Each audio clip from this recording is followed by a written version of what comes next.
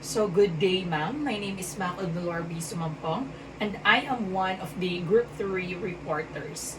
And I am tasked to report the propaganda movement. So my report is just only a summary of what really happened during this time. So here in the propaganda movement, there is actually a regular priest belong to religious order, and their main task is to spread Christianity, while secular priests did not belong to any religious order. They were trained specifically to run the priest under the supervision of a bishop. So the conflict started when they placed regular priests in the parochial in the Philippines.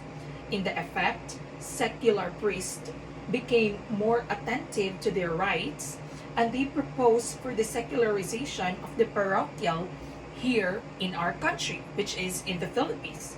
So Father Pedro Palaez started this movement, which is the propaganda movement. And when he died, three sectors named Father Gomez, Father Burgos, and Father Zamora, or also known as Gumborza, took overhand to continue the movement. And when a mutiny in Cavite happened, Gumborza were accused for starting the revolt to seek a new forms and inform Spain of the abuses of its colonial government. So during this time na accuse ang Gumborza because dili sila sang-ayon ba sa colonial government. And then propaganda movement was created. Some of the members in this movement were Jose Rizal, Graciano Lopez Haena, Marcelo H. Del Pilar, and Mariano Ponce. They also created a first newspaper called La Solidaridad. So ang first newspaper is La Solidaridad. So next, in 1892, when the movement fled in Spain, Jose Rizal went back to the Philippines in order to establish La Filipina. So, ang kaninga movement giadto siya sa Spain, and si Jose Rizal nibalik siya diri sa Philippines to establish La Filipina. And during that time, pag-establish niya sa La Filipina, the Spaniards heard about that kind of news, and they are actually what do you call this one, threatened. The Spaniards were threatened and exiled Rizal in Dapitan, Zamboanga.